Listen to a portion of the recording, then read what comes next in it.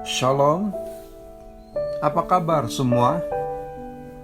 Puji Tuhan untuk kesempatan ini sekali lagi. Tahnya karena saudara masih meneruskan ibadah bersama keluarga sampai pada hari ini.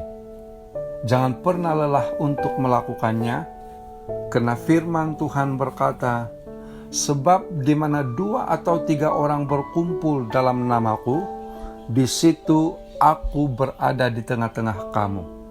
Haleluya. Saudara, dimanapun saudara berada pada saat ini, kiranya damai sejahtera dari Tuhan kita Yesus Kristus menyertai saudara semua, sama ada saudara bersama ahli keluarga atau teman-teman serumah. Sebelum kita merenungkan firman Tuhan, marilah kita berdoa. Firman-Mu Tuhan adalah pelita dan terang bagi kami. Bercakaplah dan kami siap untuk mendengar. Dalam nama Tuhan Yesus Kristus kami berdoa. Amin. Saudara, kita akan merenungkan bersama tentang damai sejahtera. Dan pembacaan Alkitab diambil dari Kolose bab 3 ayat yang ke-12 sampai ayat yang ke-17. Kolose bab 3 ayat yang ke-12 sampai ayat yang ke-17, tetapi saya akan membaca ayat yang ke-15 sahaja. Firman Tuhan, hendaklah kedamaian yang diberikan oleh Kristus menolong kamu membuat keputusan tentang apa yang harus dilakukan. Karena Allah telah memanggil kamu supaya menjadi anggota satu tubuh, sehingga kamu dapat mengalami kedamaian itu. Bersyukurlah. Demikianlah pembacaan firman Tuhan. Saudara, Paulus penulis surat ini menegaskan kepada jemaat di Kolose pada waktu itu tentang Yesus sebagai pencipta dan penyelamat. Dia adalah Allah dan manusia yang sesungguhnya. Dia juga adalah Allah yang berkuasa atas segala kuasa yang lain. Bahkan dia juga adalah kepala gereja. Melalui kebangkitan dan kematiannya, Yesus telah mendamaikan seluruh ciptaan dengan dirinya, agar orang-orang yang percaya khususnya diselamatkan dan hidup dalam kebenaran Tuhan.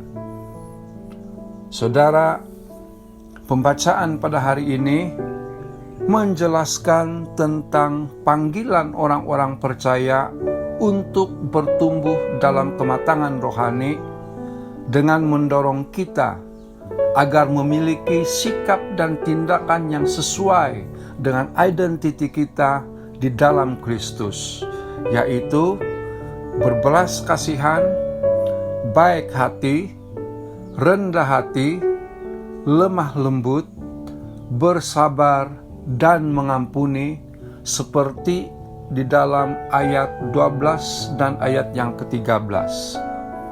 Selain itu, Paulus berkata, di samping melakukan semua itu, kamu harus saling mengasihi.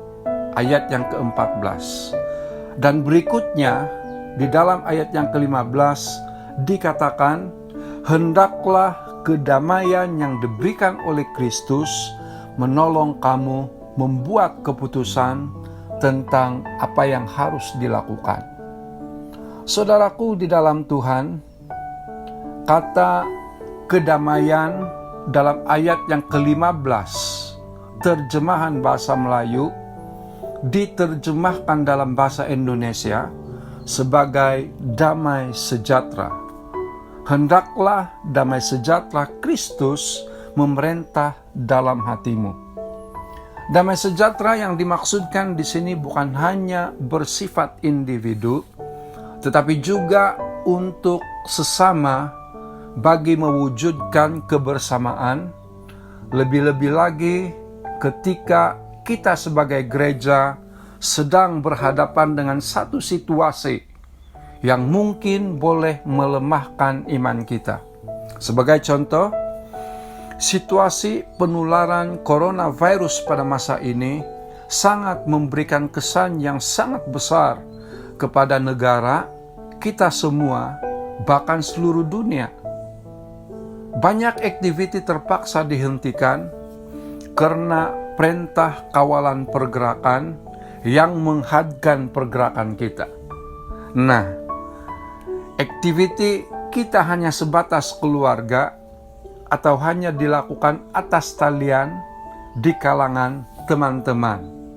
Dalam situasi seperti ini, ada kalanya kita merasa iman kita lemah karena kebiasaan kita berkumpul bersama di ruangan gereja untuk aktiviti-aktiviti tertentu seperti mempersiapkan ibadah dan lain-lain.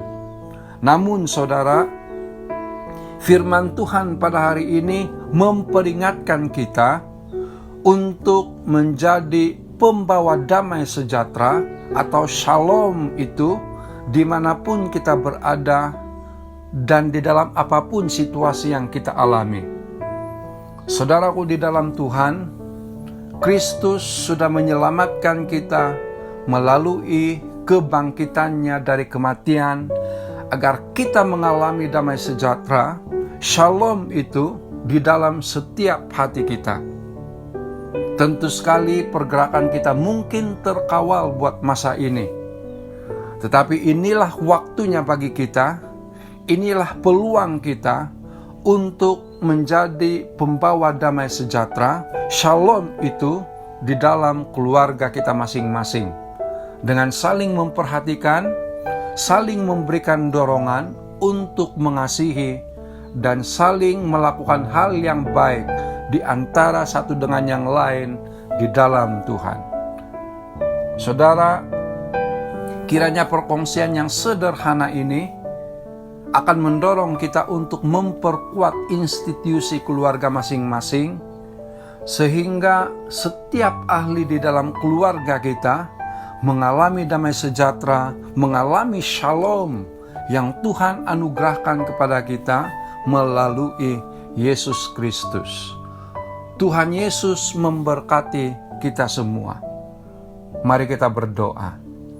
Firman-Mu sudah menerangi setiap hati kami dan mengajar kami untuk membawa damai sejahtera yang Engkau anugerahkan melalui Yesus Kristus dimanapun kami berada, khususnya di dalam keluarga kami pada saat ini.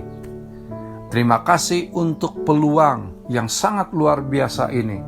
Kiranya kami dapat gunakan untuk membangun dan memperkuat institusi keluarga kami di dalam Engkau Tuhan.